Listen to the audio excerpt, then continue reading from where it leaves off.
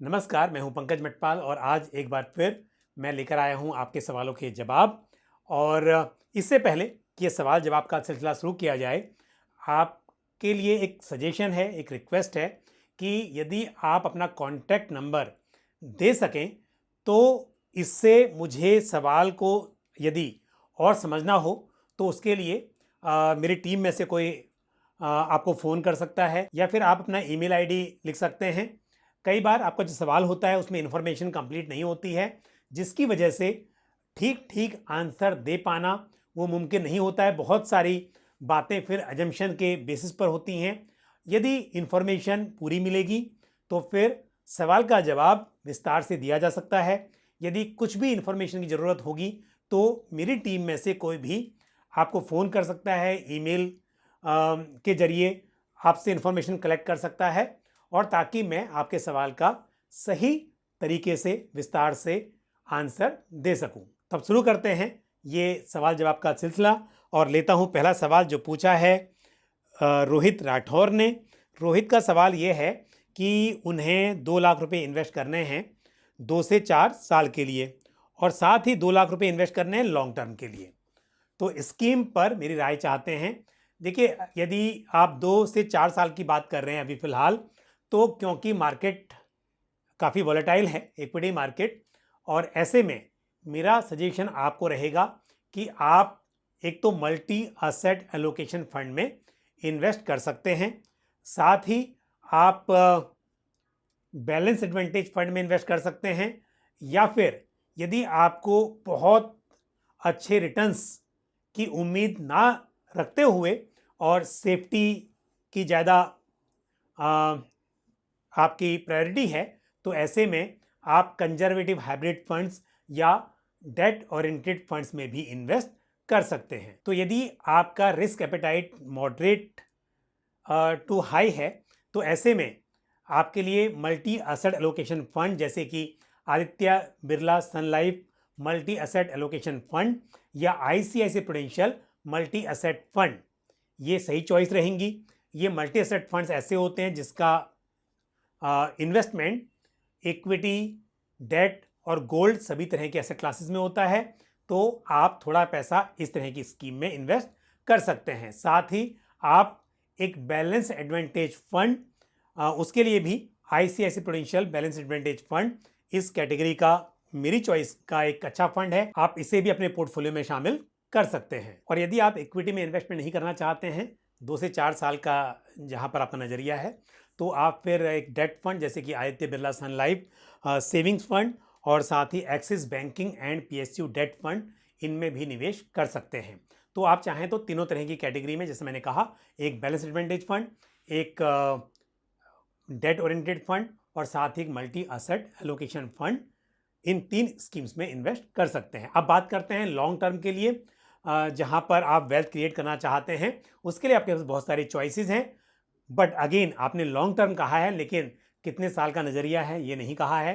मैं मान के चल रहा हूँ कि आपको 10 साल या उससे अधिक समय के लिए इन्वेस्टमेंट करना है, तो ऐसे में आप एक फ्लेक्सी कैप फंड जैसे कि Nippon India flexi cap fund या फिर कैनरा रूबिको फ्लेक्सी कैप फंड, इस तरह के फ्लेक्सी कैप फंड में इन्वेस्टमेंट कर सकते हैं। साथ ही आप एक large and mid cap fund को अपने पोर्टफोलियो में शामिल कर सकते हैं। ICICI prudential large and mid cap fund इस कैटेगरी का एक अच्छा फंड है, उसे आप कंसिडर कर सकते हैं। साथ ही Quant large and mid cap fund भी कंसिडर किया जा सकता है। तो एक large and mid cap fund और एक फ्लेक्सी कैप फंड, इन 2 फंड्स में आप इन्वेस्टमेंट करके आगे बढ़ सकते हैं। बढ़ते हैं आगे, लेते हैं अगला सवाल जो पूछा है अनिल कुमार राय जी ने। अनिल कुमार जी ने बताया है कि वो अभी रिटायर हुए हैं कुछ समय पहले और उनकी एज अभी 54 ईयर्स है और म्यूचुअल फंड्स में इन्वेस्ट करना चाहते हैं। तो देखिए, यहाँ पे बहुत सारी बातें और भी जानने की मुझे ज़रूरत है, लेकिन मैं मान के चल रहा हूँ कि आप अपने टोटल पोर्टफोलियो का एक छोटा हिस्सा म्यूचुअल फंड्स में इन्वेस्ट करना चाहते हैं। अब मुझे यहाँ पर ये जानकारी नहीं है कि म्यूचुअल फंड के बारे में आपको कितनी जानकारी है और कब से आप इन्वेस्ट कर रहे हैं या फिर पहली बार इन्वेस्ट कर रहे हैं, लेकिन मैं ये समझकर, ये सोचकर कि आपका जो रिस्क एपेटाइट है वो मॉडरेट है और उस तरह से कुछ सुझाव दे रहा हूँ। बाकी आप दोबारा से क्वेश्चन पोस्ट कर सकते हैं ताकि मैं फिर से यदि ज़रूरत हो तो आंसर को रिवाइज भी कर सकूँगा। फिलहाल के लिए यदि आप थोड़ा सा पोर्शन अपने टोटल पोर्टफोलियो का म्यूचुअल फंड में इन्वेस्टमेंट करना चाह रहे हैं तो आप एक मल्टी असेट एलोकेशन फंड जैसे कि ICICI Prudential multi asset fund है या Aditya Birla Sun Life multi asset allocation fund है, इसको अपने पोर्टफोलियो में शामिल कर लें। साथ ही आप एक कंजर्वेटिव हाइब्रिड फंड जैसे कि एसबीआई कंजर्वेटिव हाइब्रिड फंड, इसमें भी इन्वेस्टमेंट कर सकते हैं। कंजर्वेटिव हाइब्रिड फंड में इक्विटी एलोकेशन बहुत कम होता है जिससे वॉलेटिलिटी का जो रिस्क होता है वो यहाँ पर कम रहता है। और यदि थोड़ा अधिक रिस्क लेकर आप बेटर रिटर्न्स अर्न करना चाहते हैं तो बैलेंस एडवांटेज फंड भी एक अच्छी कैटेगरी है। इसके लिए आप ICICI prudential balance advantage fund को चुन सकते हैं। अगला सवाल जो मैं ले रहा हूँ ये पूछा है धनंजय मल्होत्रा जी ने, और धनंजय जी का सवाल जो है ये सॉवरिन गोल्ड बॉन्ड को लेकर है। सॉवरिन गोल्ड बॉन्ड क्योंकि काफ़ी पॉपुलर होता जा रहा है और सोने में निवेश करने का ये एक आसान और बेहतरीन तरीका भी है। अब यहाँ पर उनके दो सवाल हैं।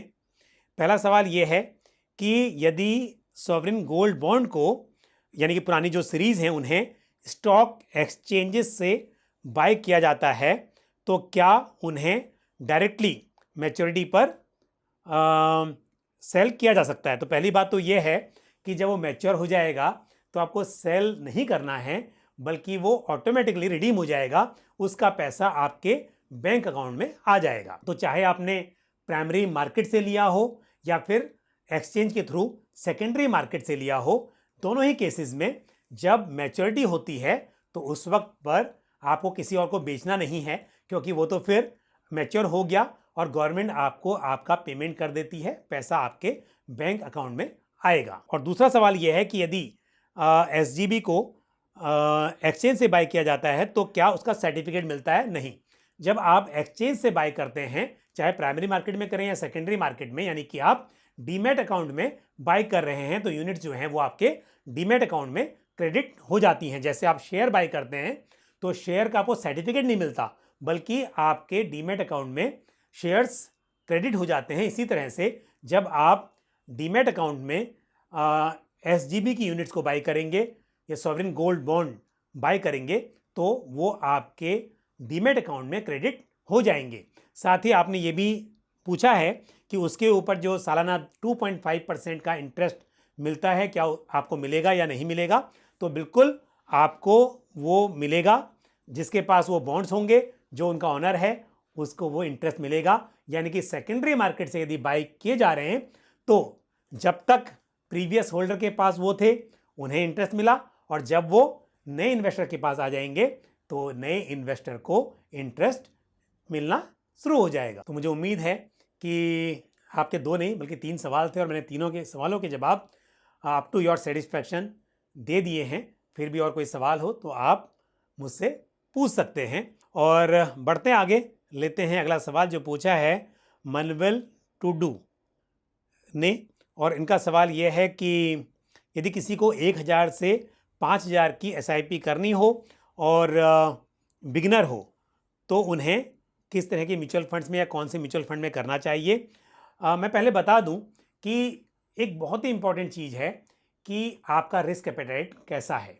कई बार ऐसा होता है कि पैसा भी अवेलेबल है, आपको ज़रूरत भी नहीं है, लेकिन बाय नेचर थोड़ा सा भी नुकसान हुआ तो बहुत घबराहट होती है या फिर डिसअपॉइंटमेंट होता है, यानी कि पेशेंस बहुत ज़्यादा नहीं होता। ऐसे इन्वेस्टर्स के लिए स्कीम अलग रहेंगी और ऐसे इन्वेस्टर्स जो पहली बार शुरू कर रहे हों लेकिन वो समझते हैं कि म्यूचुअल फंड्स में अप्स एंड डाउन्स हो सकते हैं, लेकिन यदि लॉन्ग टर्म तक यहाँ बने रहे तो फ़ायदा होगा और उन्हें इससे कोई घबराहट नहीं होती है। उनको विश्वास होता है कि लंबे समय में जो भी नुकसान है वो रिकवर हो जाता है और फ़ायदा होता है। उनके लिए स्कीम्स अलग तरह की हो सकती हैं।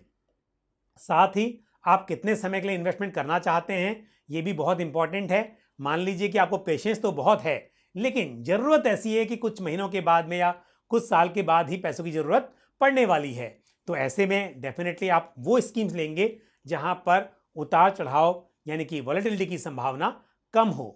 तो इसके लिए ये सभी बातें मालूम हो तो स्कीम की जानकारी देना और जुटा पाना आसान हो जाता है। फिर भी मैं ये मान के चल रहा हूँ कि आप पहली बार निवेश कर रहे हैं, बहुत ज़्यादा रिस्क नहीं लेना चाहते हैं, तो ऐसे में आपको जो शुरुआत है वो कुछ लार्ज कैप फंड या लार्ज कैप इंडेक्स फंड जैसे कि एक्सेस निफ्टी 100 इंडेक्स फंड है, इस तरह के फंड से आपको इन्वेस्टमेंट की शुरुआत करनी चाहिए। साथ ही आप ICICI prudential blue chip fund जो कि एक actively manage large cap fund है, इसमें भी आप निवेश कर सकते हैं। और यदि नज़रिया थोड़ा सा लंबा है और आप मिड कैप को भी अपने पोर्टफोलियो में शामिल करना चाहते हैं तो आप एक large and mid cap fund जैसे कि कैनरा रूबिको इमर्जिंग इक्विटीज़ फंड, इस फंड को अपने पोर्टफोलियो में शामिल कर सकते हैं। और इन स्कीम्स में तभी निवेश कीजिए जब आपका नज़रिया 5 साल या उससे अधिक का हो। यदि आप 3 से 5 साल के लिए निवेश करना चाहते हैं तो मेरे हिसाब से एक मल्टी एसेट एलोकेशन फंड में निवेश करना बेहतर रहेगा, ऐसी मुझे उम्मीद है। तो आप ICICI Prudential multi asset fund या Aditya Birla Sun Life multi asset allocation fund में इन्वेस्टमेंट कर सकते हैं। और अब लेते हैं आज का आखिरी सवाल जो पूछा है अलंकार माथुर जी ने। अलंकार जी हमारे बहुत ही रेगुलर व्यूअर हैं और काफ़ी प्रोत्साहित करते रहते हैं और सवाल भी पूछते हैं, तो थैंक यू वेरी मच अलंकार जी इस सवाल पूछने के लिए। और जिस तरह से आप हमेशा कोई कमेंट करके आप सजेशन देते रहते हैं तो उससे अच्छा लगता है। आपका सवाल ये है कि निफ्टी 20 में इन्वेस्ट करना या फिर निफ्टी इंडेक्स फंड में इन्वेस्ट करना क्या ज़्यादा प्रॉफिटेबल होगा। देखिए, यदि आप निफ्टी 20 में इन्वेस्ट कर रहे हैं तो यानी कि आप निफ्टी 50 ETF में इन्वेस्ट कर रहे हैं। यदि आप निफ्टी 50 इंडेक्स फंड में करते हैं तो भी आपको रिटर्न्स ऑलमोस्ट सेम ही मिलेंगे।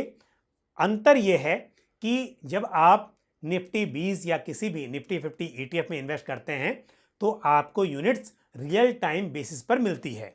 तो यानी कि किसी दिन आपको ऐसा लगता है कि जिस वक्त पर मार्केट थोड़ा डाउन है आप उस वक्त बाय करेंगे तो आपको यूनिट ज़्यादा मिल सकती हैं। जबकि यदि आप इंडेक्स फंड बाय करते हैं तो इंडेक्स फंड की NAV जो होती है वो दिन में एक ही बार चेंज होगी, यानी कि मार्केट क्लोज होने के बाद क्लोजिंग प्राइजेस के हिसाब से आपके इंडेक्स फंड की NAV बनेगी। तो इसके लिए यदि आपके पास ऑलरेडी डीमैट अकाउंट है और आपको लमसम में बाय करना है तो फिर आप निफ्टी 20 या फिर किसी भी निफ्टी 50 ETF में इन्वेस्ट कर सकते हैं, उसकी यूनिट्स को बाय कर सकते हैं। लेकिन यदि आपको SIP करनी है तो ऐसे में निफ्टी 50 इंडेक्स फंड में SIP करना उचित होगा, क्योंकि जब आप इंडेक्स फंड में SIP करते हैं तो आप जितने भी पैसे इन्वेस्ट करते हैं उसके बदले में आपको टोटल अमाउंट की यूनिट्स मिल जाती हैं। तो यहाँ पर मान लीजिए आपने 5,000 रुपये की SIP की और आपको नंबर ऑफ यूनिट्स यानी कि एक यूनिट पूरी नहीं मिल रही है लास्ट में, तो फ्रैक्शन ऑफ यूनिट भी मिल सकती है। लेकिन जब आप ETF बाई करते हैं तो यहाँ पर क्योंकि यूनिट का एक प्राइस होता है तो उस प्राइस के हिसाब से आपको पेमेंट करना होगा। तो यानी कि आप यदि 5,000 रुपीज़ इन्वेस्ट करना चाहते हैं तो हो सकता है कि आपको एग्जैक्ट 5,000 रुपीज़ के बदले में यूनिट्स ना मिलें, वो आपको 4,800 भी हो सकते हैं, 5,200 भी हो सकते हैं, यूनिट के price multiplied by number of units के हिसाब से। तो लमसम करना है और ऑलरेडी डीमैट अकाउंट है तो आप ETF बाई कर लें। और यदि आपको SIP करनी है तो ऐसे में इंडेक्स फंड में इन्वेस्टमेंट करना थोड़ा सुविधाजनक भी होगा और मेरे हिसाब से ये बेटर डिसीजन होगा। तो आज के लिए बस इतना ही। आपका कोई भी सवाल हो या सुझाव हो आप कमेंट बॉक्स में पोस्ट कर सकते हैं। और इसी के साथ मुझे दीजिए इजाज़त। और जैसा मैंने शुरुआत में कहा था, सवाल जब पूछते हैं तो मुझे जितनी ज़्यादा जानकारी हो सके उतनी आप दें, ताकि मुझे सवाल को समझने में और उसका उत्तर देने में आसानी हो। अगले वीडियो में फिर आपसे मुलाकात होगी। Thank you. जय हिंद। म्यूचुअल फंड निवेश बाजार जोखिमों के अधीन है। योजना से संबंधित सभी दस्तावेजों को ध्यान से पढ़ें।